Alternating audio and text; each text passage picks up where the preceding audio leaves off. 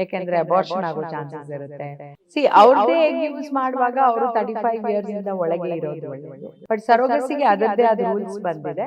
ಈಗ ತುಂಬಾ ಜನ ಕನ್ಫ್ಯೂಷನ್ಸ್ ಇದೆ. ಈ ಒಂದು IVF ಟ್ರೀಟ್ಮೆಂಟ್ ಅನ್ನ ತಗೊಂಡ್ರೆ ಅಂದ್ರೆ ಕನ್ಫರ್ಮ್ ಆಗುತ್ತಾ ಇಲ್ವೋ ಅಂತ ಆಸ್ ಎ ಡಾಕ್ಟರ್ ಆಗಿ ಇದ್ರ ಬಗ್ಗೆ ಏನ್ ಹೇಳ್ತೀರಾ? ಯಾಕೆಂದ್ರೆ ಅವ್ರಿಗೆ ಭಯ ಬಂದಿರೋದು ಫೇಲಿಯರ್ಸ್ ಕೂಡ ಇರುತ್ತೆ. ನಾವು ಎಷ್ಟೇ ಆದರೂ ಆರ್ಟಿಫಿಷಿಯಲಿ ಇದು ಮಾಡ್ತೀವಿ. ಸೊ ನಮ್ಮ success rate 50 to 60% pregnancy rates. Take home baby rate 35 to 40% ಬಂದರೆ ಅದು ಎಕ್ಸಲೆಂಟ್. ಅದು ಯಾಕೆಂದರೆ ಅಬಾರ್ಷನ್ ಆಗೋ ಚಾನ್ಸಸ್ ಇರುತ್ತೆ. ಅದು ಪಾಸಿಟಿವ್ ಬಂದಮೇಲೆ ಮುಂದೆ ಕಂಟಿನ್ಯೂ ಆಗದೆ ಇರೋ ಚಾನ್ಸ್ ಇರುತ್ತೆ. ಸೊ ಇದೆಲ್ಲ ಕಾರಣಗಳಿಂದ ಅದು ಟೇಕ್ ಹೋಮ್ ಬೇಬಿ ರೇಟು ಒಂದು 40% ಬಂತು ಅಂದರೆ ದಟ್ ಈಸ್ ವೆರಿ ಗುಡ್.